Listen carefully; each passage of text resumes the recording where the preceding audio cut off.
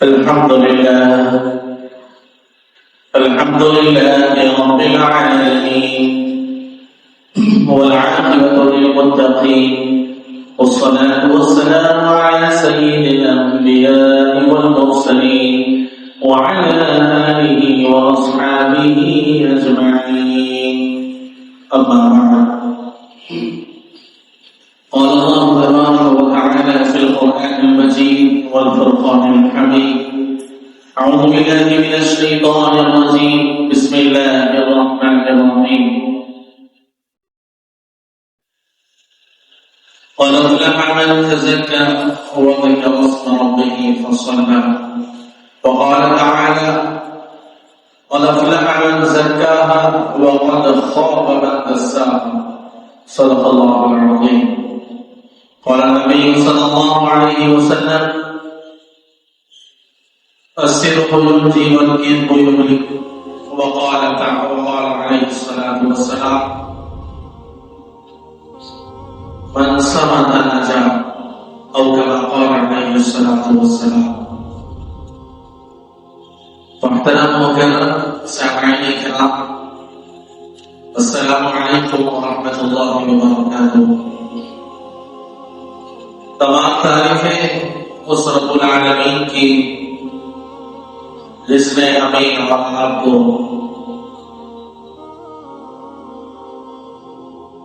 زندگی بخشی اور جس نے ہم تمام کو یہ گھڑیاں عطا فرمائی. تو محترم سامعین کرام، انسان جب بیمار ہوتا ہے جسمانی اعتبار سے تو وہ اس کی فکر میں لگ جاتا ہے کہ وہ جلد از جلد جتنا جلدی ہو سکے شفا پا جائے. جب انسان کی طبیعت خراب ہوتی، اسے جب کوئی بیماری لاحق ہوتی تو وہ اس کو دور کرنے کی فکر میں لگ جاتا ہے اور اس بیماری کی دور کرنے کے لیے وہ دوائیوں کا استعمال کرتا ہے اور ڈاکٹر کے پاس جاتا ہے اور اس کی بیماری کے بارے میں بتاتا ہے. پھر ڈاکٹر اس کی بیماری کے حساب سے اسے دوا دیتا ہے، پھر اس کو وہ استعمال کرتا ہے. پھر اللہ تبارک و تعالی اپنے فضل سے اس کے ذریعے سے اسے شفا عطا کرتا ہے. تو انسان کے جسم بیمار ہونے پر وہ تڑپ جاتا ہے اور بے چین اور بے قرار ہوتا ہے، تو اس کی فکر میں وہ اپنے آپ کو ڈاکٹر کو بتاتا ہے. لیکن انسان کے جسم کے ساتھ ساتھ انسان کے اندر اس کی روح بھی ہوتی ہے. انسان کی روح بھی بیمار ہوتی ہے، لیکن کبھی ہمیں اس بات کا پتہ ہی نہیں چلتا کہ ہماری روح بیمار کیسے ہوتی، ہماری روح صحت میں کیسے رہتی، ہمیں اس کا علم نہیں. تو انسان کو اپنے جسمانی اعتبار کے ساتھ ساتھ اپنی روحانی اعتبار کی بھی فکر کرنی چاہیے. وہ غور کرے کہ میری روح زندہ ہے یا نہیں، میری روح صحیح ہے یا نہیں، کیا وہ کہیں بیمار تو نہیں. اب ہماری طبیعت کو جانچنے کے لیے ہم کسی ڈاکٹر کے پاس جاتے ہیں، اب ہماری روح کو جانچنے کے لیے ہم کس کے پاس جائیں؟ تو اس کے لیے بتایا گیا کہ آپ کسی اللہ والے کے پاس جائیں، کسی اللہ والے کی صحبت میں رہیں. آپ کو پتہ چل جائے گا کہ آپ کی روح زندہ ہے یا مردہ ہو چکی ہے. اور اللہ والوں کی نظر آپ کے قلب پر پڑتی ہے، ان کی نگاہیں وہ دیکھ لیتی ہیں جو ہم اب آپ نہیں دیکھ سکتے. اور انسان کے روحانی بیماریوں کی جڑ اور اس کا سب سے بڑے دشمن دو چیزیں ہیں. سب سے پہلا دشمن ہمارا شیطان ہے اور دوسرا دشمن ہمارا نفس ہے. یہ دو چیزیں مل کر انسان کی روح کو مار دیتے ہیں, انسان کی روح کو بیمار کر دیتے ہیں, لیکن انسان کو پتہ نہیں چلا. تو محترم سامعین نے کہا, جب لوگوں نے اپنے آپ کو اللہ والوں کے پاس لے کر گئے اور ان سے معلوم کیا کہ ہماری روح بیمار ہونے کی وجہ کیا ہے, تو انہوں نے یہی فرمایا کہ شیطان اور نفس یہ دونوں کی وجہ سے ہماری روح بیمار ہوتی. تو پھر پوچھا گیا کہ اس کا علاج کیا ہے, اس سے بچنا کیسے, اس سے اپنے آپ کو بچانا کیسے؟ تو انہوں نے فرمایا کہ میں ہمارے استاد کے پاس, وہ ہر اللہ والوں کا ایک بڑا اللہ والا ہوتا ہے, ہر ایک استاد کا ایک استاد ہوتا ہے, تو وہ اپنے بڑوں سے پوچھنے لگے, پھر وہ اپنے بڑوں سے پوچھنے لگے. تو بات یہاں پر ثابت ہوئی کہ شیطان سے زیادہ ہمارا نفس ہمیں بیمار کرتا ہے, شیطان سے زیادہ ہمارا نفس ہمیں گناہوں میں ڈالتا ہے, شیطان سے زیادہ اور ہمارے اندر جو نفس ہے اس کا زیادہ انسان نفس کا شکار ہو جاتا ہے, جس کی وجہ سے وہ دنیا کی خواہشوں میں ڈوب جاتا ہے. نتیجہ یہ ہوتا ہے کہ وہ اپنے راستے سے بھٹک جاتا, اپنی منزل کو بھول جاتا, اپنے مقصد کو بھول جاتا, اور یہ نفس اس کی روح کو مارتا چلا جاتا ہے, یہاں تک کہ اس کی روح مردہ ہو جاتی ہے. پھر روح مردہ ہونے کے بعد ہوتا کیا ہے, نہ اس کو نماز میں دل لگتا ہے, نہ اسے قرآن میں دل لگتا ہے, نہ اس کو تلاوت میں دل لگتا ہے. اذان ہوتی ہے تو اسے بے چینی شروع ہوتی, مولانا صاحب کی آواز مائک میں آتی ہے تو اس سے بے چینی شروع ہو جاتی, اور کہتا ہے کہ ارے بھائی اذان کی آواز کیوں آ رہی. پھر وہ مسجد میں آتا ہے, موزم کو کہتا ہے کہ بھائی تھوڑی بھی آواز کم رکھو, آواز بہت زیادہ آ رہی. یہ جو چیزیں جو ہوتی ہیں اس کی اصل وجہ یہ ہے کہ اس کی روح مر جاتی ہے, اس کا دل مردہ ہو جاتا ہے. تب اس کا علاج کیا؟ اب اس کا علاج پوچھا گیا بزرگان دین سے, اولیاء اللہ سے, تو انہوں نے فرمایا شیطان سے بڑھ کر اگر کوئی ہمارا دشمن ہے تو ہمارا نفس ہے. اب نفس کا مقابلہ کیسے کیا جائے؟ سب سے پہلے سوال کیا گیا کہ بیماری آتی ہے تو ہم بیماری کو ختم کر دیتے, تو نفس جو ہے وہ کیا ہم اس کو بھی ختم کر سکتے ہیں؟ تو فرمایا گیا کہ نفس کو ختم نہیں کیا جا سکتا, لیکن اس کا مقابلہ کیا جا سکتا ہے, اس سے مقابلہ کیا جا سکتا ہے. تو فرمایا گیا وہ کیسے؟ تو فرمایا اس کے 3 وجوہات. اگر 3 چیزیں, 3 ہتھیار اگر آپ کے پاس ہوں گے تو آپ اپنے نفس سے مقابلہ کر سکیں گے, آپ اپنے نفسانی خواہشات کے خلاف چل سکیں گے. سب سے پہلے فرمایا گیا خنجر خاموشی, یعنی خاموشی کا خنجر. یہ وہ خنجر ہے جو نفس کو ایسا مارتا ہے کہ وہ تڑپ جاتا ہے. پھر فرمایا گیا دوسری چیز کیا ہے, تو فرمایا گیا شمشیر جو, یعنی بھوکا رہنا اور بھوک کی حالت میں رہ کر اپنے نفس کو مارنا.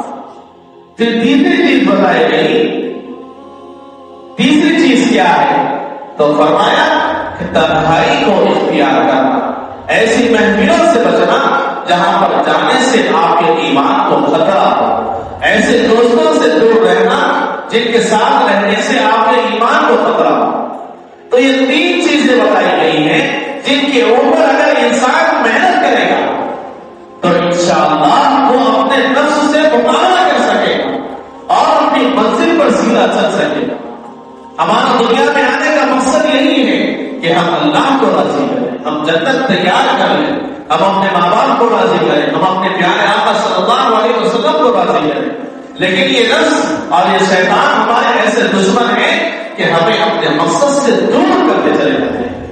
ہمیں تو یہ بھلا دیتے ہیں کہ ہم دنیا میں کیوں آئے, ہم سے وہ یہ چیز اندر سے نکال دیتے ہیں کہ ہمارا اس دنیا سے جانے کے بعد بھی ایک دنیا ہے. یہی وجہ ہے کہ انسان اس دنیا کو اپنی اصل دنیا سمجھتا ہے اور اسی میں ہمیشہ ہمیشہ رہنا ہے، یہی تصور کر کے زندگی گزارتا ہے.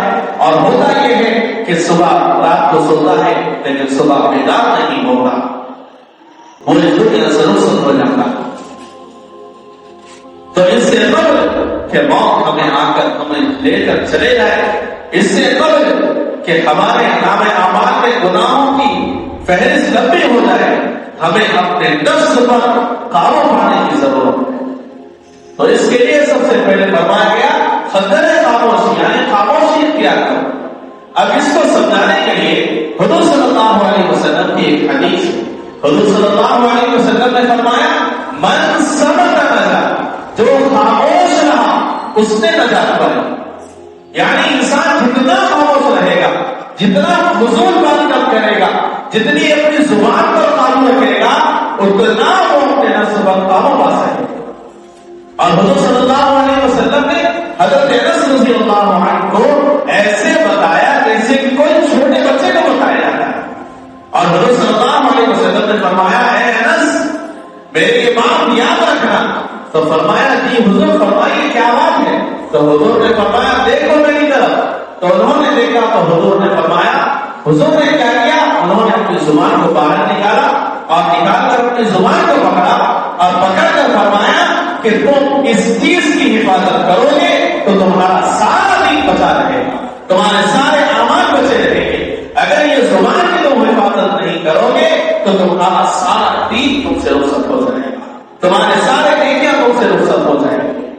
اب مثال کے طور پر ہم نماز کے لیے آتے ہیں، نماز پڑھ لیتے ہیں، اور نماز پڑھنے کے بعد جب باہر جاتے ہیں تو ہم کسی کی برائی کرنا شروع کر دیتے ہیں، کسی کی شکایت کرنا شروع کر دیتے ہیں، کسی کے عیب ٹٹولنا شروع کر دیتے ہیں. ارے بھائی دیکھو اس کا یہ، اس کا یہ، اس کا یہ. اس سے کیا ہوتا ہے؟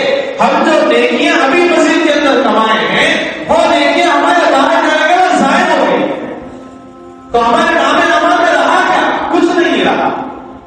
تو اس لیے فرمایا کہ خنجر خاموشی میں اختیار کرو کہ جتنا ہو سکے اپنی زبان کو قابو میں رکھو، جتنا ہو سکے اس کو خاموش رکھنے کی کوشش کرو.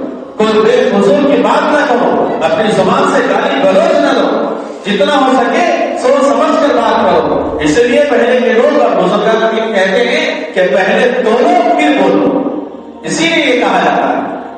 اور حدیث کے اندر آیا ہے کہ جب انسان صبح بیدار ہوتا ہے، جب نیند سے وہ بیدار ہوتا ہے تو انسان کی زبان کو، انسان کا سارا جسم یعنی اس کی آنکھ، اس کے کان، اس کے ہاتھ، اس کے پاؤں سب آواز دیتے ہیں زبان کو اور کہتے ہیں کہ اے زبان تم سلامت رہنا اور تو کوئی غلط بات مت نکالنا. اگر تو سلامت رہے گی تو ہم بھی سلامت رہیں گے، اگر تو بگڑ جائے گی تو ہم بھی بگڑ جائیں گے، ہماری خرابی ہوگی. تو روزانہ ہمارا جسم ہماری زبان سے کہتا ہے کہ تو حفاظت میں رہنا، اپنے کنٹرول میں رہنا. لیکن یہ زبان آج ہمارے کنٹرول میں نہیں. آج اس سے 5 منٹ 10 منٹ میں کاروبار میں لوگ گالی گلوچ دیتے ہیں. کوئی فون کال ایسا نہیں ہے جس میں گالی کے بغیر وہ بات کرتا ہوں. تو محترم سامعین کرام، سب سے پہلا اختیار کہ خنجر خاموش، جتنا خاموش رہو گے اتنا ہم اپنے نفس پر قابو پا سکیں گے. اب اس کو سمجھنے کے لیے ایک مثال دیتا ہوں کہ ایک بادشاہ تھا، اس نے اپنے بچے کو ایک مدرسے میں داخلہ دیا اور وہ بچہ مدرسے میں جا کر پڑھنا شروع کر دیا. اور اس نے ایک دن حدیث پڑھی تو حدیث میں فرمایا گیا کہ من صمت نجا، جو خاموش رہا اس نے نجات پائی. اس نے یہ حدیث کو پڑھ لیا اور اس پر عمل کرنا شروع کر دیا. اب بادشاہ کا جو بیٹا تھا وہ اس پر عمل کرتے ہوئے ایسا خاموش ہوا، ایسا خاموش ہوا کہ گھر میں آتا تو بھی خاموش رہتا، باہر نکلتا تو بھی خاموش ہوتا، صرف سلام وعلیکم السلام، اس کے بعد کچھ نہیں، صرف اپنی تعلیم میں لگا تھا. اب بادشاہ سلامت پریشان کہ آخر میرے بچے کو ایسا کیا ہو گیا کہ یہ بولنا بند کر دیا، بات کرنا بند کر دیا، خاموش رہتا، آخر کیا وجہ ہے؟ بادشاہ پریشان رہنے لگا. تو انہوں نے اپنے وزیروں کو بلایا اور کہا کہ میں اپنے بچے کو سیر پر بھیجتا ہوں، تم جاؤ میرے بچے کے ساتھ اور اسے دیکھنا اور اسے واچ کرنا کہ آخر کون سی وجہ ہے کہ وہ خاموش. چنانچہ بادشاہ سلامت نے بیٹے کو فرمایا کہ جاؤ سیر پر جاؤ. چنانچہ بچہ سیر پر گیا. جا کر وہ کہیں درخت کے پاس بیٹھا تو جو ساتھ میں جو وزیر بھیجے گئے تھے اس نے فرمایا کہ شکار کریے, چلیے ہم شکار کرتے ہیں. چنانچہ وہ دونوں شکار کا ارادہ کرتے ہیں. اب وہ دونوں شکار کے لیے جاتے ہیں, پرندوں کو ڈھونڈتے ہیں. ایک دم ایک پرندے کی آواز آتی ہے تو وزیر اپنے تیر نکالتا ہے اور اس پرندے کو مارتا ہے اور وہ ہلاک ہو جاتا ہے. تو بادشاہ سلامت کے بیٹے کے منہ سے آواز آتی ہے کہ میرے استاد نے صحیح کہا, اگر تو خاموش رہتا تو بچ جاتا, تو نے آواز دی اور تو رخصت ہو. اب جیسے ہی یہ آواز سنی وزیر اپنے بادشاہ کے پاس آیا اور آ کر کہنے لگا کہ آپ کے بیٹے نے آج بات کی ہے اور بات کر کے فرمایا ہے کہ وہ ایک پرندے کو کہہ رہا تھا کہ تو اگر خاموش رہتی تو بچ جاتی, تو آواز نکالنے پر ماری گئی. تو بادشاہ سلامت نے اپنے بیٹے کو بلایا اور اسے مارنا شروع کیا. اور بیٹے نے پھر کہا میرے استاد نے صحیح کہا کہ جو خاموش رہتا ہے وہی نجات پاتا ہے. وہاں پر چڑی نے آواز کی, وہ مار کھائی, اور میں نے آواز نکالی تو میرے باپ نے مجھے مارا.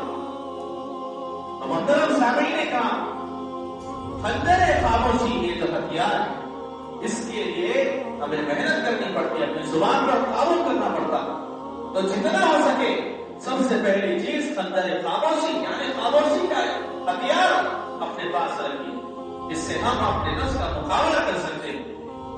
اور جو جوان ہوتے ان کی جوانی کی شہوتیں عروج پر ہوتی, تو وہ اپنی جوانی کو کنٹرول کرنے کے لیے, اپنے نفس پر قابو پانے کے لیے ان کے لیے فرمایا گیا کہ وہ شمشیر جو کا استعمال کریں, یعنی وہ جتنا ہو سکے بھوکا رہنے کی کوشش کریں. اس سے کیا ہوتا ہے, اس کا نفس مارا جاتا ہے.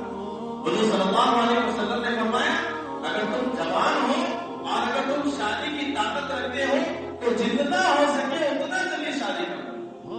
اگر شادی نہیں کر سکتے تو پھر روزہ رکھنا شروع کر دو. اسی لیے جوانوں کو کہا جاتا ہے کہ اگر آپ اپنی شہوت کو کنٹرول نہیں کر سکتے تو جتنا ہو سکے روزہ رکھنے کی کوشش کیجیے, اس سے آپ اپنے نفس کو مار سکتے ہیں. اور آخری چیز فرمائی گئی کہ ایسے لوگوں کی صحبت میں آ جاؤ, ایسے لوگوں کے محفلوں میں آ جاؤ جس سے آپ کا ایمان رخصت ہو جاتا ہے, جس سے آپ کے ایمان کو خطرہ ہو. ایسی محفلوں میں جانے سے جہاں پر آپ کا ایمان رخصت ہو جاتا ہے, ایسی محفلوں میں جانے سے ہمیں پرہیز کرنی چاہیے. اور ایسے دوستوں سے بھی پرہیز کرنا چاہیے جن دوستوں کے ساتھ رہنے سے آپ کے ایمان کو خطرہ ہو, آپ کے اعمال کو خطرہ ہو, آپ کے نیکیوں کو خطرہ ہو, آپ کے اخلاق کو خطرہ ہو, آپ کے کردار کو خطرہ ہو. تو یہ تین چیزیں اگر ہماری زندگی میں آئے گی تو ہم اپنے نفس سے مقابلہ کر سکیں گے. اللہ تبارک و تعالیٰ سے میں یہی دعا کرتا ہوں کہ اللہ تبارک و تعالیٰ ہمیں ان تینوں ہتھیاروں کو اپنی زندگی میں لانے کی توفیق عطا فرمائے اور اپنے نفس کے مقابل کرنے کی اور اس سے مقابلہ کرنے کی توفیق عطا فرمائے اور صراط مستقیم پر چلنا اللہ تبارک و تعالیٰ ہمارے لیے آسان فرمائے. آمین یا رب العالمین.